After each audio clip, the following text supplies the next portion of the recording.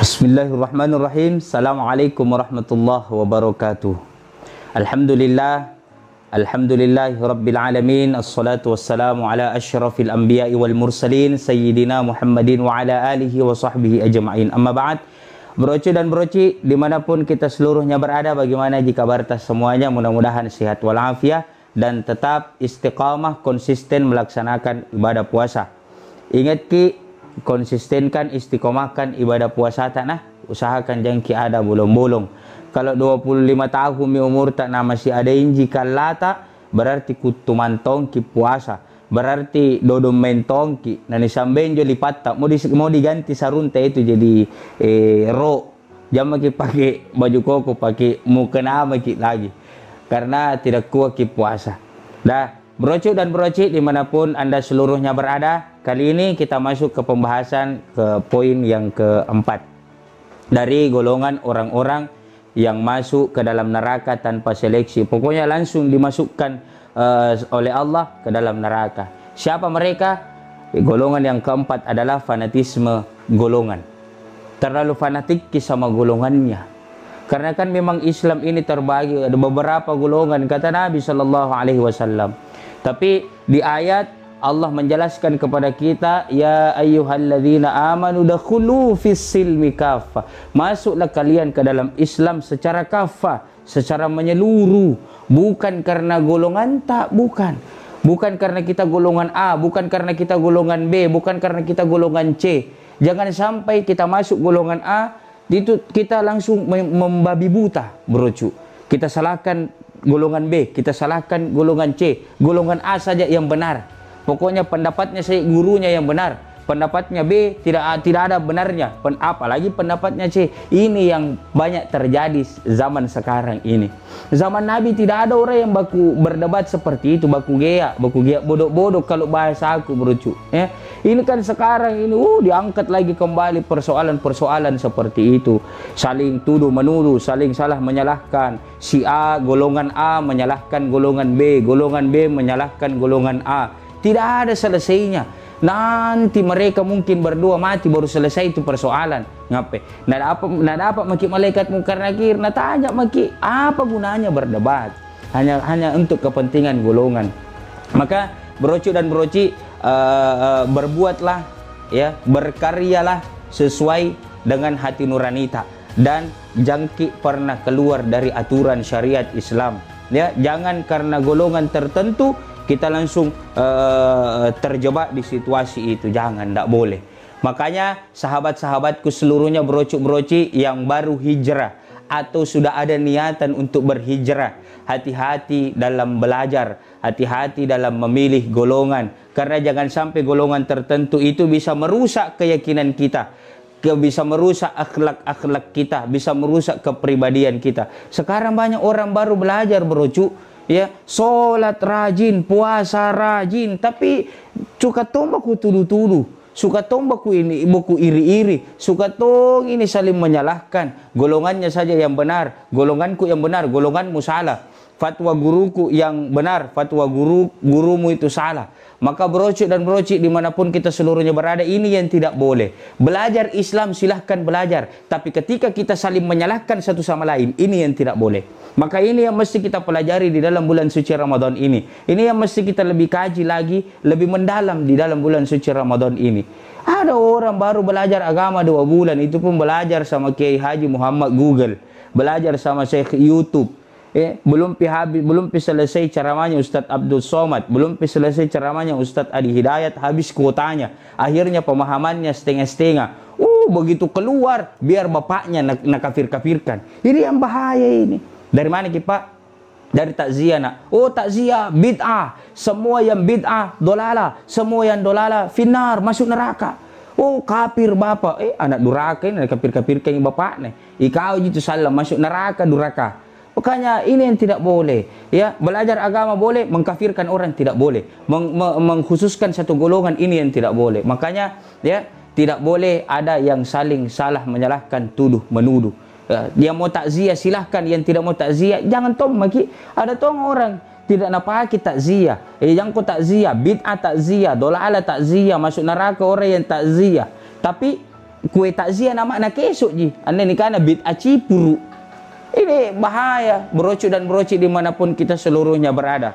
Maka ini yang mesti kita garis bawahi, brocu. Ya, maulid tidak boleh. Kenapa maulid tidak boleh? Karena pakai telur. Kalau tidak mau kipalik maulid karena pakai telur, ganti telur ke jadi semangka. Cuma persoalannya siapa yang mau tusuk itu semangka ya, baru ditusuk patah 4 todo. Nah, makanya brocu ini tidak boleh kita lakukan. Ya. Bahkan sekarang ini makin kesini, makin canggih zaman, makin hebat orang Google, makin hebat orang pesantren di Google, makin hebat juga tuduh menuduhnya. Ini yang bahaya. Jangan kau sholat subuh di sana. Kenapa? Kunut imamnya, yang kunut tidak diterima sholatnya. Mimpi karena bawaanan nah. Anda menasalah di gurinda mulu nenek nanti. Karena sembarang Nabi bilang. Yang satu saya bilang jangan kau sholat subuh di sana. Kenapa? Tidak kunut imamnya, tidak sah sholatnya. Salah ki. Jadi yang mana benar Ustaz? Yang kunut benar, yang tidak kunut benar. Yang salah yang mana Ustaz? Anjatin rori balana. Lakutu. Itu yang tidak sholat, itu yang dolala, itu yang bid'ah, itu yang masuk neraka. Makanya brocu dan broci dimanapun Anda seluruhnya berada, belajar agama silahkan, tapi saya sarankan ki kalau mau belajar agama usahakan belajar agama sama guru, ya, karena kita dulu seperti itu. Saya dulu di pondok pesantren Mangkoso betul-betul belajar sama guru, duduk bersila berhadapan-hadapan sama guru. Jadi memang ilmu itu langsung masuk, langsung menyerap, dan kita dapat keberkahan. Akhirnya kita keluar dari pesantren tidak mudah saling salah menyalahkan. Yang ini sesat, yang ini tidak sesat. Jadi yang mana gitu Pak tidak sesat. Saya kalau kadang-kadang ke masjid baru ditanya ke Ustadz kita aliran apa? Aku bilang aliran listrik. Minggir-minggir ku tak kontak ku itu. Ini makanya ini yang tidak boleh kita budayakan, ya. Yang mau kunut silahkan, yang tidak mau kunut silahkan, mau takziah silahkan, tidak mau takziah juga silahkan. Banyak contoh-contoh dari Nabi. Sekarang ada juga orang belajar agama itu bercontoh, wah, dia mentang-mentang baru belajar agama, semua bid'ah. Ditanya apa itu bid'ah? Semua yang tidak ada zaman Nabi bid'ah Ustaz. Berarti kamera ini yang kupakai bid'ah kan? Tidak, Nabi tidak pernah selfie. Nabi tidak pernah bikin YouTube, tidak ada YouTube di zaman Nabi, berarti YouTube bid'ah. Baru dia sendiri belajar pakai YouTube. Bid'ah apa ini? Kadang-kadang yang saya tidak habis pikir brocu, ya. Kalau begitu paling definisinya itu bid'ah. Bapak-bapak yang punya motor jual ke besok ganti onta. Pengurus masjid yang ada di Makassar siapkan parkiran onta, karena nanti banyak bapak-bapak sholat taraweh pakai onta bukan pakai motor. Kenapa? Karena motor tidak ada zaman Nabi. Makanya ini pelan-pelanlah kita belajar agama, ya. Ambil keberkahan dari guru, karena duduknya seorang santri, duduknya seorang murid berhadapan dengan gurunya, di situ adalah keberkahan yang Allah berikan, yang Allah turunkan kepada kita. Apalagi dengan mencium tangan guru, banyak cara mencium tangan, bolak-balik dengan berharap keberkahan Allah turunkan lewat tangannya guru ta. Inilah yang kita pelajari. Makanya kasih masuk anak pesantren supaya tidak sembaran na pikir, supaya tidak sembaran na bid'ah-bid'ahkan, tidak sembaran na kafir-kafirkan. Brocu dan broci dimanapun kita seluruhnya berada. Ya, kita lihat fenomena zaman sekarang. Mohon maaf kalau ini agak berat. NU, Muhammadiyah, ya, ini sudah tidak ada lagi yang bertolak belakang. Ya.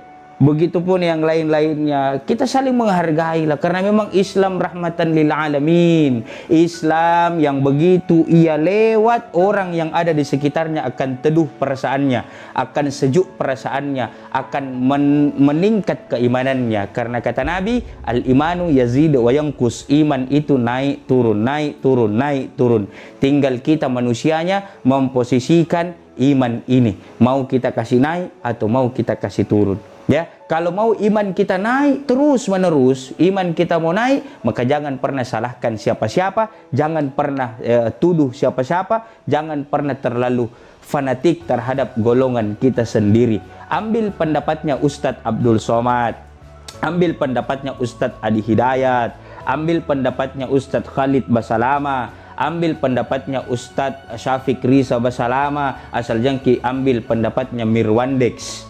Kenapa? Karena Mirwandex itu aspri asisten pribadi. Ya, ini saya bawa namanya Mirwandex supaya tidak ada jangkit terlalu tegang.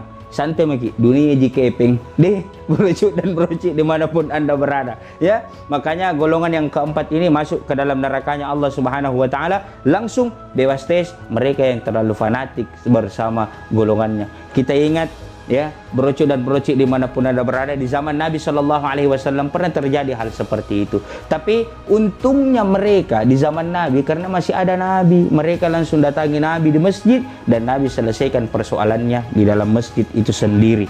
Makanya paling bagus adalah ketika terjadi perbedaan pendapat, ketika terjadi perselisihan pendapat, kita duduk sama-sama, kita jernihkan fikiran, tenangkan hati, kita cerita, kita cari jalan keluarnya masing-masing. Inilah yang menandakan Islam rahmatan lil alamin. Di saat-saat seperti ini, bro, perlu memang kita saling bergandengan tangan, ya. Jangan lagi ada kau Muhammadiyah kau NU, kau ini, kau itu, kau ini, kau itu, masing-masing urus golongan masing-masing. Jangan maki. Kalau saya sekarang intinya adalah kalimat tauhid la ilaha illallah Muhammadur Rasulullah itu tetap akan tertancap di persada buminya Allah Subhanahu wa taala, sehingga membuat keyakinan kita tertuju ikhlas lillahi taala, hanya tertuju kepada Allah Subhanahu wa taala. Nah, golongan yang keempat, berucuk, ya. Mudah-mudahan kita seluruhnya bisa mengambil hikmah di dalamnya, bisa memetik pelajaran di dalamnya, bahwa belajar agama silahkan, fanatik terhadap golongan itu jangan. Menggali ilmu agama, mendalami ilmu agama, menyelami ilmu agama itu wajib, tapi yang tidak penting adalah saling tuduh menuduh, saling salah menyalahkan. Berucuk dan berucik dimanapun kita seluruhnya berada, saya kira ini yang dapat saya sampaikan, walaupun singkat, tapi mudah-mudahan insya Allah ini membawa keberkahan kepada kita seluruhnya, sehingga kita seluruhnya bisa mengaplikasikan di dalam kehidupan kita sehari-hari. Maka insya Allah puasa kita diterima oleh Allah Subhanahu wa taala, dan insya Allah akhlak kita akan terjaga selepas kita melaksanakan atau keluarnya kita dari bulan suci Ramadan nanti dalam keadaan fitrah. Sekian dari saya, Al-Fakir Muhammad Irsyad Abdullah, wallahul muwaffiq ila aqwamit thariq, wabillahi taufiqul islah. Assalamualaikum warahmatullahi wabarakatuh.